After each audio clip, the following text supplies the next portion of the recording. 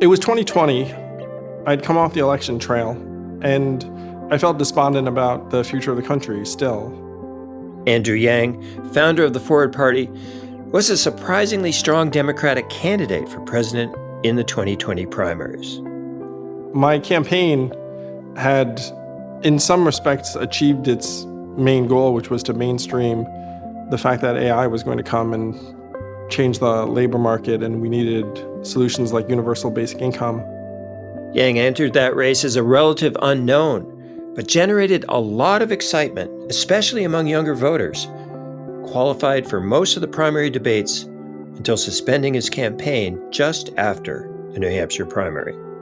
But I felt terrible, and so I started researching why I felt like the solutions were eluding us, and I read Why We're Polarized by Ezra Klein, The Politics Industry by our friends Catherine Gale and Michael Porter, They Don't Represent Us by Lawrence Lessig. These thinkers that I admire a great deal.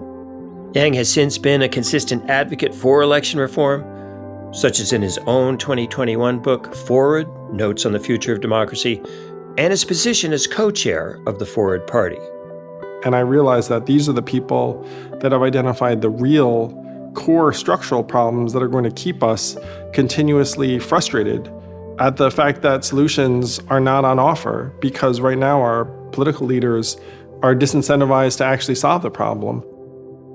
I'm Robert Pease, and this is The Purple Principle, podcast about the perils of polarization, with the privilege of speaking with Andrew Yang this episode, our last before the November election, in which a record number of voters have the opportunity to pass election reforms in states as politically different as Colorado and Montana, and geographically distant as Washington, D.C. and Alaska. Will 2024 be a major tipping point for nonpartisan election reform? We asked Andrew Yang what he's feeling as Election Day approaches.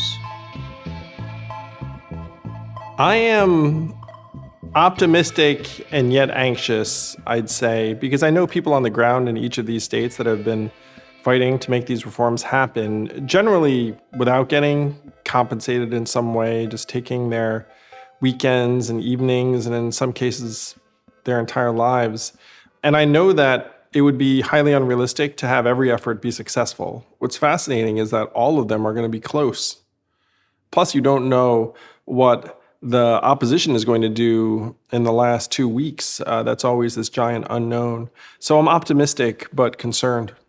Why do you think so many efforts have come into being in 2024? Why not 2020? Why not 2016? We've been experiencing these problems for decades. What is it about this moment?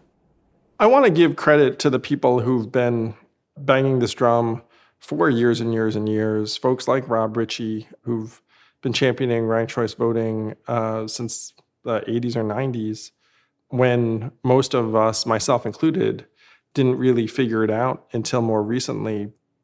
I would say the case for changing how we vote, to me, has been compelling for decades, right? So I helped start Fair Vote in 1992 because at that time, like, the major parties seemed to be a duopoly, sort of just hip-locked.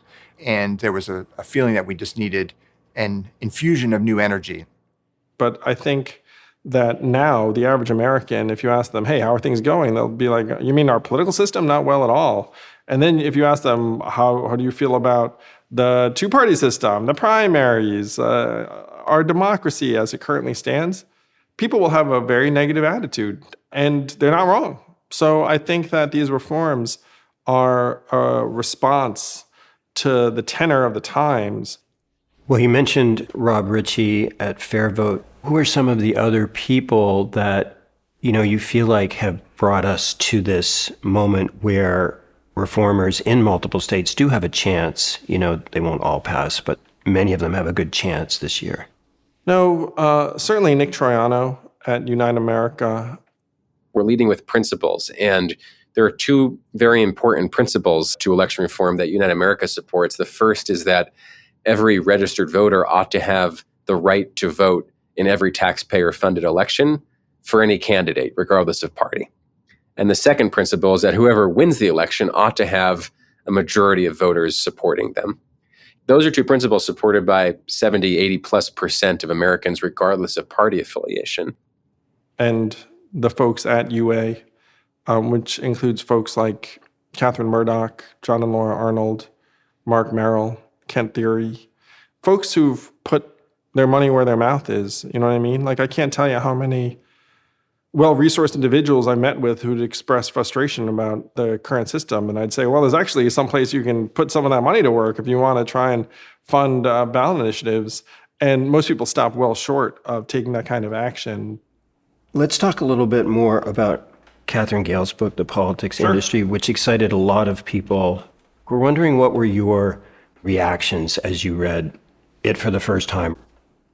I remember reading The Politics Industry in 2020 and saying, this is the most effective, accurate diagnosis of the problem in American politics.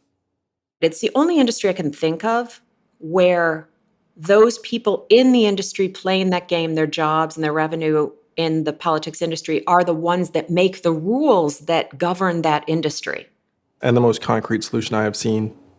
We get rid of party primaries and implement a single ballot election where everybody runs on the same ballot and the top 5 finishers advance to the general election regardless of party. And the second change is that in the general election, we eliminate plurality voting and we implement instant runoff voting, which uses a ranked choice ballot. This is as close to the answer as I have read, and I need to contact Catherine Gale and see how I can help. And now Catherine describes her organization as a catalyst organization. How do you think she and the movement are doing at sort of broadening their base of support? I think objectively, the movement is growing all the time. The question is whether it's going to be big enough, fast enough, because our institutions are degrading beneath our feet and we don't have unlimited time. But I think Catherine should be very proud of everything she and her organization have accomplished. She's a genuine leader. We're speaking with Andrew Yang, former presidential and New York mayoral candidate, founder and co-chair of the Forward Party, author and commentator on U.S. political dysfunction and how to emerge from it. Back in his 2020 presidential run, Yang generated a lot of excitement based in part on persona. We need to do the opposite of much of what we're doing right now, and the opposite of Donald Trump is an Asian man who likes masks. But more importantly, and also exceptionally, Yang ran his campaign based on policy and on principle. So universal basic income is extraordinarily pro-capitalist because it's going to support the consumer economy at a time when that's exactly what it's going to need. Because capitalism does not function very well when people don't have money to spend or when society is becoming increasingly dysfunctional.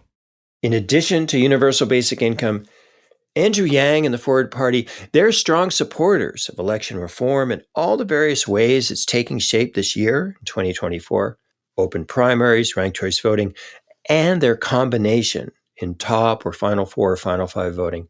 Specifics do vary state by state, but the objectives of less polarizing elections and more pragmatic government, they are the same. We asked Andrew how the Forward Party might benefit if a good number of state-level election reforms are passed this election and implemented in 2025.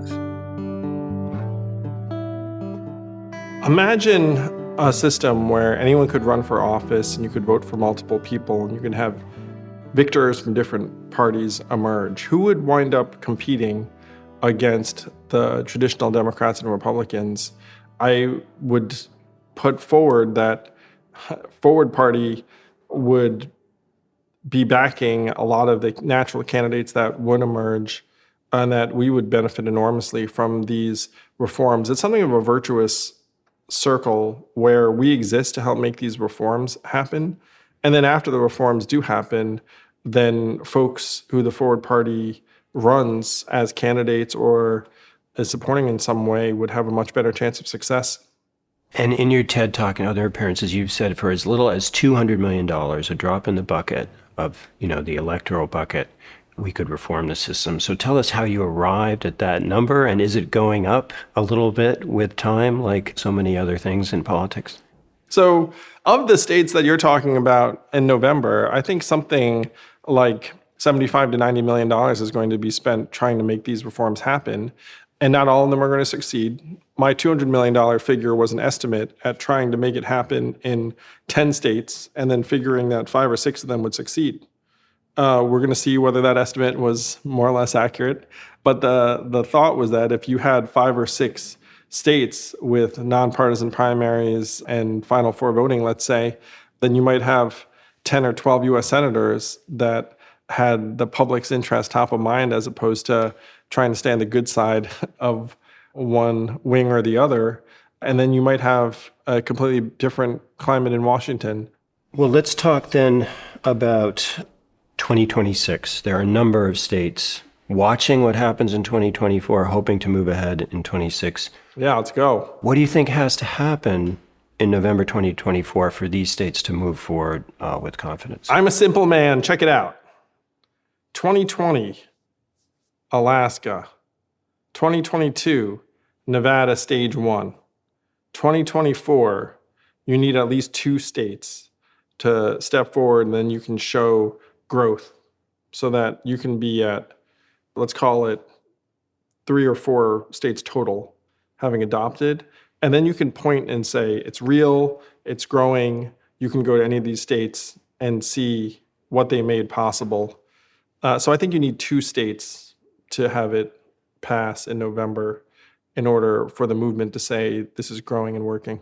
And how important is Alaska, which inspired so much of this energy? How big of a problem is it if it is repealed in Alaska? Does that set things back regardless of what happens in other states?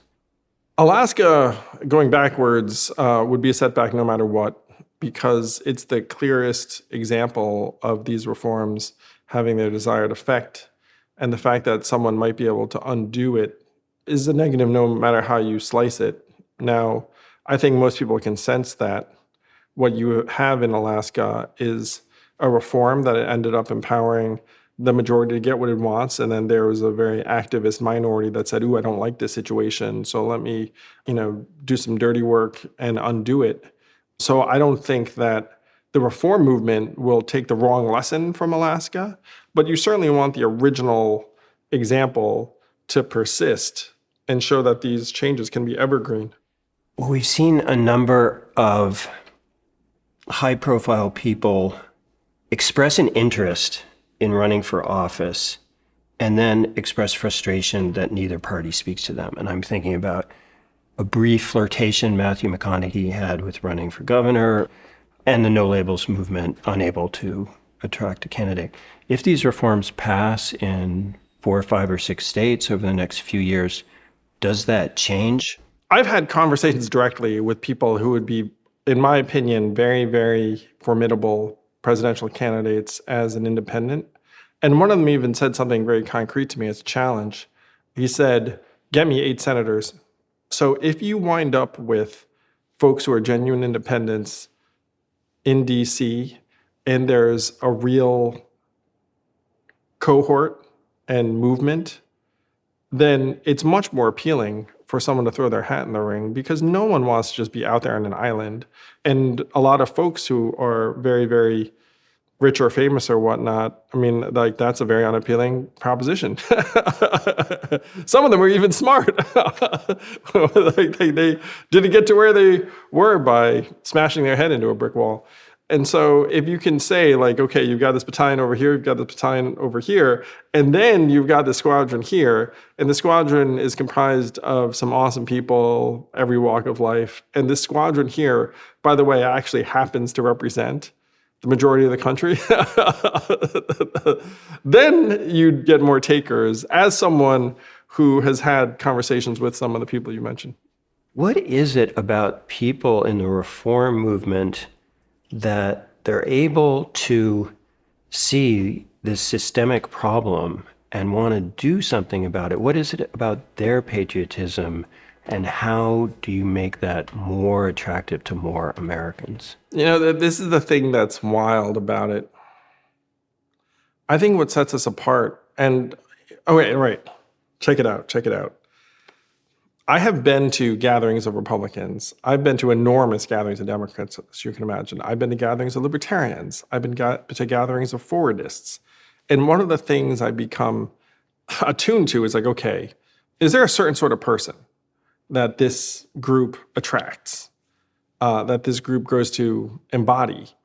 If I had to use attributes to describe them, they tend to be very lucid, very principled, and not very conformist, and not super concerned with status in a conventional way. Yeah, I mean, they're some of my favorite people now in particular, because you meet them and you're like, oh, wow, you're a good person trying to do the right thing, and there's nothing in it for you. I mean, what could be more worthy of praise than that combination of attributes? And then you have the government of the United States, which still, richest, most powerful nation in the world, still the most integral to solving any of our biggest challenges. Getting that government to respond to the will of its people, I'm going to suggest, is the most important first-order challenge. And it's also the highest leverage. You know, I use 200 million as an example. It's like you can pick a number. 2 billion, whatever, 20 billion would still be the most screaming value anyone can think of in terms of making meaningful progress on solving humanity's greatest challenges. And the reverse is true too. If we do not do it, then our challenges are going to get more and more difficult and even insurmountable over time. I mean, the reason I do what I do is because I don't have that positive an outlook as to what America's future looks like if we don't get our together, you know, or the world's future. Because, like it or not, the world's future is determined very much by what happens here in the United States. Andrew Yang on the global and really existential importance of the U.S. government moving from dysfunction to a more rational, more functional place.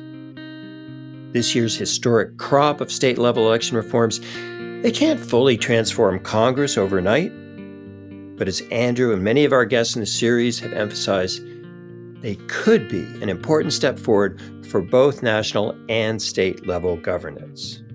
And that would motivate reform leaders and supporters in other states to move ahead 2026 and beyond on both ballot and legislative efforts to change our elections and more effectively incentivize those we do elect. First, though, these 2024 election reform ballot measures, they need to win voter support in an environment dominated by the presidential race and battered by storm clouds of misinformation around election integrity.